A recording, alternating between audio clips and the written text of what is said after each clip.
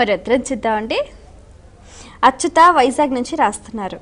కార్తీక మాసంలో పుణ్య స్నానాలకు ఎందుకంతటి విశిష్టత, ఏ విధంగా ఆచరించాలి తెలియజేయగలరు అంటూ రాస్తున్నారు. మనిషి అసలు స్నానం చేయాలా అక్కర్లేదా? వారానికి ఒకసారి స్నానం చేసేవాళ్ళు, ఇంకా ఎక్కువ కాలానికి స్నానం చేసేవాళ్ళు కూడా మనకు లోకంలో కనిపిస్తారు.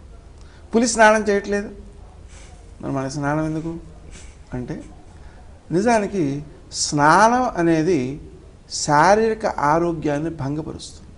చాలామందికి తెలుసు, మాకు సైనస్ ప్రాబ్లం ఉందండి, అందుకే స్నానం చేయలేమండి అంటుంటారు. కానీ దానికి నివారణ కావాలి ఒకటి.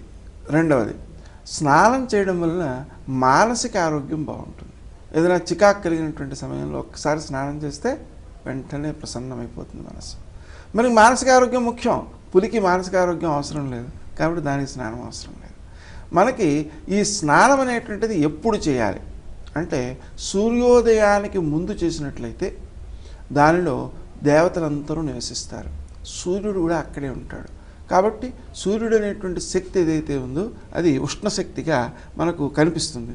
ఉదాహరణకి సూర్యోదయానికి ముందు నీళ్లు ముట్టుకుంటే వేడిగా ఉంటాయి, నదిలో నీళ్లు ముట్టుకుంటే వేడిగా ఉంటాయి, నూతిలో నీళ్లు ముట్టుకుంటే వేడిగా ఉంటాయి. కారణం ఏమిటి అంటే, బయట చలిగా ఉంది, అక్కడ వేడి ఉంది ఇలాగనమాట.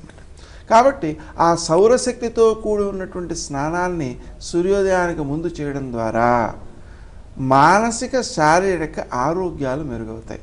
రెండిటి యొక్క సమగ్రమైన స్థితిని ఆయుర్వేదంలో స్వస్థత అంటారు. స్వస్థత అంటే అర్థం ఏంటి? స్వస్వరూపావస్థితి అంటే తన యొక్క నిజస్వరూపంలో ఉండడం. తన యొక్క నిజస్వరూపం ఏమిటి? పరమాత్మ స్థితి. కాబట్టి మానసిక ఆరోగ్యం బాగుంది అంటే కామక్రోధ లోభమోహ మదమాత్సర్యాల వెంట పడకుండా వాస్తవాన్ని గుర్తించే స్థితిలో, సత్యమైన పరమాత్మను గుర్తించే స్థితిలో మనసు శక్తివంతమవుతుంది. ఆ శక్తివంతం కావడానికి ఈ స్నానం ఆరంభమవుతుంది. అందుకని స్నానం చేయాలి, స్నానం చేసిన వెంటనే ఆచమనం చేయాలి. నదీ స్నానం చేసేవాళ్ళు స్నానానికి ముందు ఆచమనం చేస్తారు, స్నానం చేసిన తర్వాత ఆచమనం చేస్తారు. ఇంట్లో స్నానం చేసేవాళ్ళు అవి రెండు చేయట్లేదు. అది ఆరోగ్యం